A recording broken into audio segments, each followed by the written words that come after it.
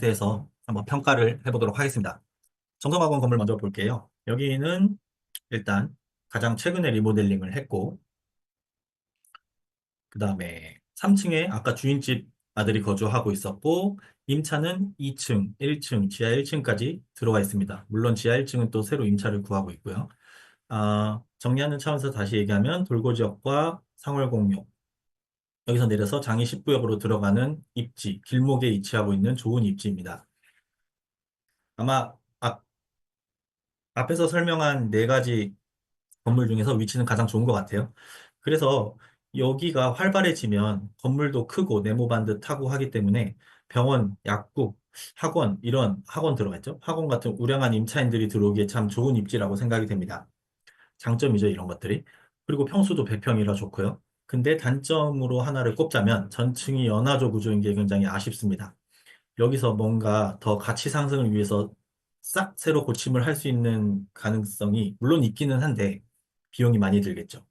이게 철콘 구조였으면 뼈대만 남기고 뜯으면 되는데 그런 게 좀 아쉽습니다. 아마 이전 주인도 그런 걸 알고 있었기 때문에 외관만 수선하는 쪽에서 멈추었던 걸로 생각이 되고, 만약에 누군가가 이거를 대수선급으로 리모델링을 한다면 위치적으로나 뭐 평수면으로나 모양으로나 굉장히 아름답겠지만 대신에 비용이 많이 들 거라는 생각을 해볼 수 있겠습니다.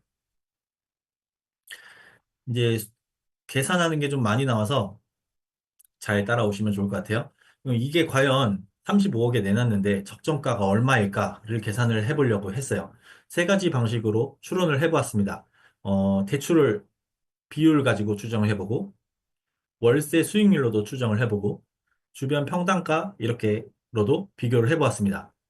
일단 여기는 보증금은 일단 차치하고 월세가 760만 원이 나왔었고 3층을 사무실로 돌리면 아까 120만 원을 추가로 받을 수 있다라고 이야기를 했었습니다. 호가는 35억이었고 32억에 매수를 했고요. 아까 신한은행에서 실제 25억을 대출을 받아서 80%를 대출해 주었습니다. 80%를 금융권에서 대출을 해 주었다는 것은 이것을 80%가 25억이니까 역산을 해보면 건물의 가치를 31.25억 정도로 설정을 하고 80%를 대출해 준 거라고 우리가 계산을 해볼 수가 있겠죠. 그러면 은행은 이 정도 가치로 평가를 했고 또 다른 방식으로 월세 수익률로 한번 가치를 평가해 보겠습니다. 보통 우리가 이런 거 계산할 때 수익률 3% 정도를 많이 잡거든요. 이 월세가 나와 있으니까 760만 원을 수익률 3%로 잡고 역산을 해보면 추정 건물가가 30억 4천이 나옵니다. 이게 어떻게 보면 은행이 설정한 가치랑 굉장히 비슷하게 설정이 돼 있죠.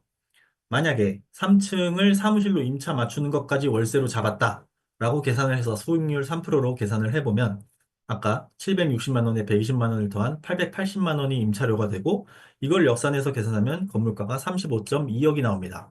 건물주는 이것까지 반영해서 호가로 35억을 만들어 놓은 게 아닐까라고 생각이 들죠. 또 다른 방식으로 이 주변 평당가는 3천만 원 정도이다 라고 되어 있으니까 이걸 평수를 곱해서 또 계산을 해보면 31.76억 이렇게 나옵니다. 대개 다 비슷하죠. 지금 현재 월세로 추정한 거, 은행권에서 대출을 풀로 채웠을 때 이 건물의 가치, 그 다음에 평당가 3천만 원으로 계산한 거, 어, 대출 비율을 80%로 설정한 거는 이제 제가 한 게 아니고 은행에서 이 건물을 아마 1금융권에서 최대치로 줄 수 있는 게 80% 정도라고 예상을 하면 거꾸로 25억을 대출해 주었기 때문에 이거 31억쯤 되니까 25억을 대출해 줄 수 있겠다라고 생각해서 계산을 해본 것이고요. 그래서 어쨌든 세 개를 다 계산해 보니까 은근히 다 가치가 비슷하죠. 그래서 현재 적정 가격은 이 건물은 30억에서 31억 사이가 아닐까라고 추정해 볼 수 있겠습니다. 그러면 우리는 이거를 당연히 이 돈을 주고 사기보다 어떻게든 깎아서 사야겠죠? 매수를 하려면. 그러면 이 건물의 단점을 찾아봐야겠는데, 지하랑 아까 지하가 임차를 새로 구했으니까요. 그리고 3층도 임차를 새로 맞춰야 된다는 것. 그리고 이 건물이 연화조이기 때문에 수선을 하려면 비용이 많이 든다는 것. 또 이 건물의 대출이 80%나 차 있기 때문에 이 건물주가 쉽게 버티지 못한다는 것. 이런 것들을 이유로 이 건물을 산다면 가격을 좀 더 깎아볼 여지는 충분히 있다고 생각이 됩니다. 어, 만약에 그렇게 해서 잘 샀다고 치고 이 상권이 좋아지고 여러 가지 임차를 잘 맞춰서 병원이든 약국이든 학원이든 좋은 임차를 구성하면 저의 이제 예상인데 임대료를 1,500까지 받을 수도 있지 않을까라고 생각을 해봤어요. 그런데 이 건물을 그래서 깎아서 30억에 샀다 치고 임대료를 1,500만 원을 받았다 해서 아까 월세 수익률로 계산을 해보면 이 건물은 수익률이 6%가 됩니다. 그래서 제가 이제 엑시트를 하고 싶은데 엑시트를 6%로 할 수는 없으니까 그래도 4%라고 계산만 해도 45억의 가치를 만들 수 있습니다. 이런 식으로 엑시트 플랜을 한번 세워보고 싶고 그 전에 이제 수많은 것들이 이제 이루어져야겠지만 계획은 이렇게 세워볼 쓸수 있겠다라고 생각이 되고요. 그래서 이런 프로세스대로 하더라도 건물의 가치를 높여서 엑시트를 하려면 기본적으로 일단 19억도 들어와야 되고 임차도 좋은 임차로 바꿔야 되는데 이거를 연화조인 이 건물 상태로 대수선을 하지 않고 가능할지 일단 의문스럽습니다. 병원 같은 경우에는 평수도 커야 되고 통으로 써야 되는데 이런 거를 과연 쪼개진 연화조의 이런 건물을 다시 하나로 합칠 수 있을지 대수선을 하지 않고 할지는 굉장히 의문스럽고 한다면 비용이 많이 들기 때문에 약간 애매한 점도 좀 있습니다. 하지만 이 건물의 장점은 당연히 아까 봤지만 입지적으로 굉장히 훌륭하고 일단 지금 현재 금융 비용이 그렇게까지 많이 들어가지 않는다라는 점, 버틸 수 있다라는 점이 장점이 되겠네요. 혹은 대수선을 하지 않고 리모델링 한 상태로 임차를 잘 맞춰서 새로운 상권이 형성되었을 때 조금 가치가 올랐을 때 파는 것도 방법이 될 수 있겠습니다. 이렇게 정리해 볼 수 있겠고요. 보리밥집에 대해서 한번 정리를 해보겠습니다. 이 건물은 아까 2차선 도로에 딱 전통시장의 앞에 위치해 있는 건물이기 때문에 여기서 아파트 입구까지 지나가는 이런 좋은 길목에 형성된 좋은 상권에 있는 건물이고요. 이 상권이 발달돼 있는데 이제 19호까지 완성이 되면 이게 가치가 점점 올라갈 거라고 생각이 됩니다. 근데 현재는 이렇게 너무 낡아 있는 상태이기 때문에 아마 이런 곳에 다른 임차를 맞추기가 조금 힘들 수도 있고 이거를 전체를 좀 아까 외관이라도 고치는 식으로 리모델링을 하기 전까지는 특별히 임차료를 더 비싸게 받기도 어려운 상황이죠. 근데 또 장점으로 치면 얘는 16억에 일단 요거 설명하고 한번 말씀드릴게요. 16억에 나와 있는데 가격이 그래도 좀 가볍죠. 한 50평 정도 되고 아까는 100평에 30억 정도 되는 가격이었으니까 가격이 가볍고 또 장점으로는 얘는 1, 2층이 철근 콘크리트 구조였기 때문에 만약에 대수선을 한다면 연화조인 3층 여기만 보강을 잘 하면 그렇게까지 큰 돈을 들이지 않아도 대수선도 가능한 건물이 되겠습니다. 만약에 이거를 대수선하지 않고 그냥 겉에만 예쁘게 칠해서 리모델링을 하면 그래도 이거를 지금 샀을 때 장이 19역이 완성되기 전까지는 그래도 좀 임차를 맞춰가면서 약간의 금융 비용을 절약할 수도 있을 것 같네요. 만약에 내가 요거를 사서 목돈이 좀 있거나 아니면 요거를 대출을 받았을 때 이자를 좀 감당 가능하다라고 하면 시기적절하게 사는 것도 나쁘지 않을 것 같습니다. 어, 임차료를 많이 받을 수 없기 때문에 대출 이자를 감당할 수 있는지가 중요하고 얘를 아까처럼 시세가 3천만 원이라고 계산을 했을 때 15억 4,260만 원이 나옵니다. 얘는 현재 월세가 거의 없기 때문에 이걸 역산을 거꾸로 월세로 할 수는 없고 15억 정도 15억 5천 정도 되는 가격이 시세다라고 판단을 해볼 수 있겠는데 그러면 이거를 어떻게 한번 깎아볼까라고 생각을 해볼 때 이 건물은 아까처럼 뭐 상속 이슈가 있는 것도 아니고 또 건물에 대출이 많이 껴있는 것도 아니라는 점 때문에 못 깎을 수도 있지만 뭐 한 가지 예를 들어보자면 임차료가 지금 거의 없다. 그러니까 RTI로 계산했을 때 이 건물을 더 깎아야 된다라고 우겨볼 수도 있을 것 같고 이 건물은 너무 낡았기 때문에 수리도 해야 되고 이것저것 고칠 게 많다. 이런 것들을 어필해서 가격을 좀 협상해 볼 수 있지 않을까라는 생각을 해봅니다. 그런데 이거의 건물은 요 상권이 아파트 지어지고 완성이 돼가면 엑시트 할 수 있는 방법이 좀 많이 있겠죠. 요거를 대수선을 해버릴 수도 있고 비용이 그렇게 많이 안 든다면 그래서 엑시트를 해볼 수도 있고 또 누군가는 이 건물을 보고 내가 이거를 새로 짓겠다라고 하는 사람이 나타날 수도 있기 때문에 이런 계획을 가진 매수자한테 넘길 수도 있겠습니다.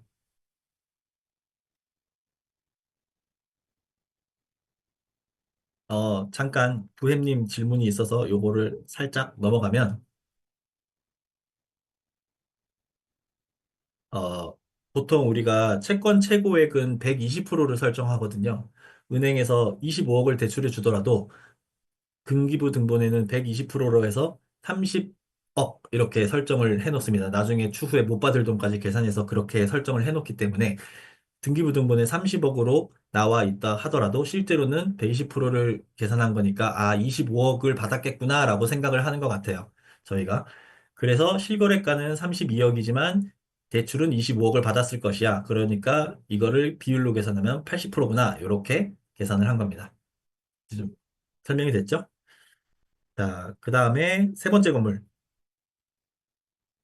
세븐일레븐 건물입니다. 여기는 위치상으로 보면은 아까 2차선 도로에서 많이 떨어져 있다 그랬고, 이 상권이 발달된 곳에 동선을 좀 벗어나 있는 곳에 있죠.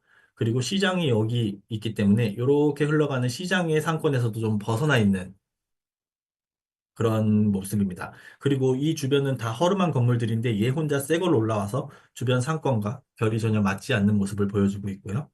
그리고 임차가 아까 1250만 원이 차 있다고 했는데 이 사진에서 보듯이 실제로 가봤듯이 여기에 지금 이만큼의 임차가 들어차 있지도 않는 것 같고 1250만 원이나 나올 것 같지가 않다는 생각이 일단 먼저 들죠. 2층부터 임차도 이상하고 아마도 여기는 공실이 돼 있거나 혹은 렌트프리나 리스백 등을 통해서 임차료를 뻥튀기 시켜 놓았을 가능성이 굉장히 높습니다. 그렇게 뻥튀기 시켜 놓아야 건물 가치를 올려서 45억에 매도를 하고 싶으니까요. 이 건물은 실제로 18억에 적정가에 매수를 했고 신축하면서 약 10억 정도 들었다고 계산을 해도 한 28억 들었다고 생각을 해볼 수 있고 그리고 대출이 약 20억, 19.15억이었죠. 그 정도 들어있는 상태입니다. 이것도 대출에 힘들어해서 나오지 않았을까라고 생각을 하는데 아마 이 사람은 1250만 원으로 계산해서 대충 45억쯤에 호가를 내놓은 것 같아요. 근데 이 호가에 이거는 절대 팔리지 않을 거라고 생각합니다. 아까 정성화건 건물이 훨씬 더 좋았는데, 그리고 보리밥집도 건물의 위치 자체는 훨씬 좋은데도 불구하고 평당가는 3천만 원이었거든요. 근데 얘를 101평짜리를 평당가 3천만 원으로 계산하면 30억밖에 안 나오는데, 이 사람 입장에서는 자기가 든 돈에다가 지금 내고 있는 이자, 이런 것들을 생각해도 이 돈으로는 안 팔겠지만 사실 45억에는 절대 팔리지 않고 누군가가 와서 이거를 신축이니까 내가 사야지 해도 35억 이상은 어렵지 않을까라고 생각이 됩니다. 이래서 신축도 상권이 좀 형성이 되어 있는 곳에다가 있어야 가치가 이렇게 올라가는데 아직 형성이 되지도 않은 상권에 이렇게 나홀로 신축이 딱 올라오면 얘들은 아직은 가치가 올라가지 않게 되겠습니다. 그래서 제 생각인데 이 건물이 가장 별로가 아닐까라고 생각이 듭니다. 마지막으로 하기 전에 이 세븐일레븐도 한번 계산을 해봐야겠죠. 좀 복잡하지만 한번 들어보시면 좋을 것 같아요. 여기는 월세가 1250만 원, 아까 설명한 대로 대출은 19.15억이 나왔습니다. 요것도 비율을 아까처럼 계산을 해보면 이 대출을 19.15억을 받았으니까 몇 퍼센트 받았는지 거꾸로 이제 추정을 해볼 수 있겠죠. 한 80%를 대출을 받았다. 즉, 이거를 역산하면 은행이 얼마의 가치를, 건물 가치를 얼마로 설정하고 있는지를 계산할 수 있기 때문에 만약에 이 19.15억을 80%까지 해준 거다라고 생각하면 건물 가치가 23억 정도밖에 되지가 않고요. 70%다. 그러면 27억이 되고 60%다 하면 31억이 됩니다. 우리가 아까 평당가로 계산했을 때 이 건물의 가치는 30억 3천 정도였죠. 물론 이게 실제 이 가치는 아니겠지만 평당가로 계산했을 때 이 정도라면 은행에서도 대충 이 정도로 계산하지 않았을까라고 생각해 볼 수 있겠습니다. 만약에 그러면 대출 비율이 한 60%니까 대출을 풀로 받지는 않은 게 되겠죠. 다음 두 번째로 월세 수익률로 이 건물을 평가해 볼 수 있겠습니다. 아까 세 가지로 했듯이 이것도 역시 수익률을 3%로 잡고 계산을 해보면 이 주인이 말한 대로 1250만 원의 월세를 받는다라고 해서 추정 건물가를 계산해 보면 50억이 나옵니다. 그래서 이 사람이 45억에 호가를 올려놓은 게 아닐까라고 생각이 되는데 이거는 월세가 제대로 들어차 있다는 전제 하에 그렇게 될 수는 있겠지만 아무리 봐도 월세가 뻥튀기 됐을 가능성이 높았죠. 이 주변 상가들의 네이버에서 1층에 월세를 계산해 보면 대충 평당 10만 원 그 언저리쯤 나옵니다. 그래서 여기는 2종 일반 주거 지역이고 2종 일반 주거 지역은 건폐율이 60%거든요. 그러니까 100평 중에 60%만 건물을 지을 수 있죠. 이거 전용 면적 이것저것 따지고 해도 아무리 넉넉하게 줘도 한 50평 정도를 예상을 해서 그러면 평당 10만 원을 계산해서 1층에 월세 500이라고 가정을 해볼 수도 있겠습니다. 사실은 이것도 안 될 거예요. 이것도 높게 측정한 거고. 그리고 2에서 5층은 지금 뻥튀기 되어 있는 상태이기 때문에 월세를 추정하기가 굉장히 어렵죠. 그리고 실제로 렌트 프리가 들어갔을 가능성이 높기 때문에 그러면 1층 월세를 기반으로 2층에서 5층을 한 300 정도 받았다고 예상을 해보려고 했습니다. 그러면 이거는 가정이니까요. 총 800만 원의 월세를 받고 이거를 수익률 3%로 계산을 하면 가치가 32억 정도 딱 나오네요. 그러면은 어느 정도 지금 앞에서 대출 비율이나 혹은 평당가로 계산하는 가격과 어느 정도 맞아 떨어지죠. 요 정도 받고 있어야 이 정도 가치를 하는데 실제로 이거를 받고 있을지도 아직은 의문입니다. 만약에 우리가 렌트프리를 주고 이렇게 뻥튀 시켜놓은 월세 1250만 원을 그대로 믿고 이 건물을 샀다. 그러면 어떤 일이 벌어지냐면 건물을 매수하고 임차인들이 나가버리는 수가 생겨요. 그러면 다시는 그 위치에 그런 임차를 맞출 수 없게 되는 상황이 생기면 이제 망하는 거죠. 그래서 실제로 건물에 임차가 제대로 들어차 있는지 매수할 때는 그 계약서 같은 거를 다 확인해 봐야겠죠. 어, 평당 3천만 원으로 이렇게 잡고 계산을 해보면 아까 30억 3천 나왔습니다. 신축이라고 하더라도 아까 계산했듯이 35억 이상은 아무리 봐도 어렵고 이 사람이 1250만 원이라고 주장을 한 그래서 45억이라고 호가를 내놨는데 이것보다 한 10억 이상 혹은 15억까지도 다운시키지 않으면 이 건물은 아예 쳐다볼 필요도 없는 그런 건물이라고 생각됩니다. 게다가 이미 신축을 다 해버렸기 때문에 이 건물을 사서 더 이상의 가치 상승을 위해서 할 만한 것이 남아있지가 않는 상태이기 때문에 저는 이 건물이 가장 꼴찌라고 생각합니다.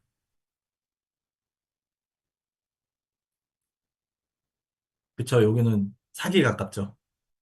자, 마지막으로 놀러오세요 건물.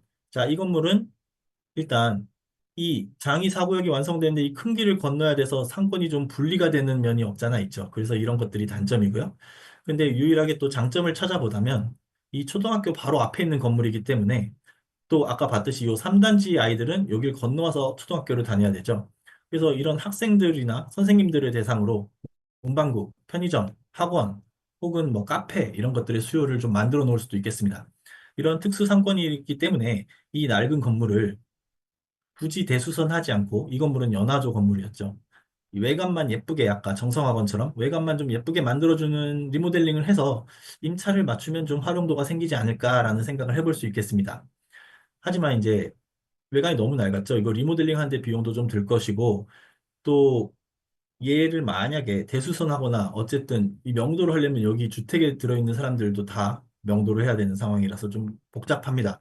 매수자는 이거를 12억에 샀는데 시세를 계산을 해보면 이게 평당 3천만 원이니까 대충 시세를 계산해 보면 요 정도에 잘 산 것 같아요. 근데 요거를 요대로 그냥 유지를 하는 게 쉽지 않겠죠. 아까 이분은 대출이랑 보증금을 합치면 자기 돈 7억 정도 들었다고 했는데 그 금융 비용을 어떻게 상계시할 수가 없는 상황이에요. 왜냐하면 월세가 145만 원밖에 나오지 않고 있기 때문에 그러면 이거를 월세를 올려야 되는데 이 상태로는 월세를 올릴 수도 없고 그러니까 이분은 이거를 월세 수익을 기대한 것도 아니고 요거를 어떻게 해서 시세 차익을 해봐야겠다 이런 마음으로 샀겠죠. 어쨌든 시세 차익을 노리려면 이 건물을 좀 바꿔야 되는데 이 주택을 상가로 바꾸려면 또 뭔가 철근 콘크리트도 들어가고 대수선이 필요하지 않을까. 근데 얘는 연화조로 되어 있어서 또 비용이 엄청 많이 들겠죠. 그래서 이런 경우에는 아까 정성학원처럼 겉에 잘 리모델링해서 임차 맞춰서 시세 상승기가 왔을 때 이렇게 넘기고 다음으로 넘어가는 게 가장 베스트일 거라고 생각합니다. 자, 일단 이렇게 해 보았는데 제가 생각했을 때는 그래서 3번 세븐일레븐 건물이 가장 별로다. 그리고 아무래도 장이 요 놀러오세요 건물이 그 다음 3등이 되지 않을까 싶고 정성화건 건물과 보리밥집 건물은 각각의 장단점이 있어서 얘네들이 아마 공동 1등이 될 것 같습니다. 어떤 본인의 성향, 대출 상태, 현재 상황, 또 미래의 플랜 등에 따라서 선택이 좀 달라질 것 같고, 정성화고는 입지가 좋고, 대신에 뭔가 수선하기는 좀 아쉽고, 근데 보리밥집은 수선하기는 편한데 뭔가 대출이 잘 안 나오고 요거 대신에 또 가볍다는 장점도 있고. 그래서 이런 것들을 평가해 봐서 건물을 내가 무엇을 살 것인가를 결정할 때 이런 식으로 가치 평가를 해보는 게 가장 중요할 것 같아요. 아까 세 가지 방법 정도로 계산을 해보면 좋을 것 같은데 대출 비율 설정이 된 걸 가지고 역산해 보기, 그다음에 월세 수익률로 역산해 보기, 그다음에 평당가를 가지고 역산해 봐서 이게 제대로 되고 있는지, 그다음에 임차료가 제대로 적절하게 들어가 있는지, 얘네가 뻥튀기 한 거는 아닌지 이런 것들을 생각해 보면서 이 건물에 대해서 고려해 보면 좋을 것 같습니다. 어, 네, 이제 저기까지 준비를 했고요. 이제 또 질문이 들어온 게 있는데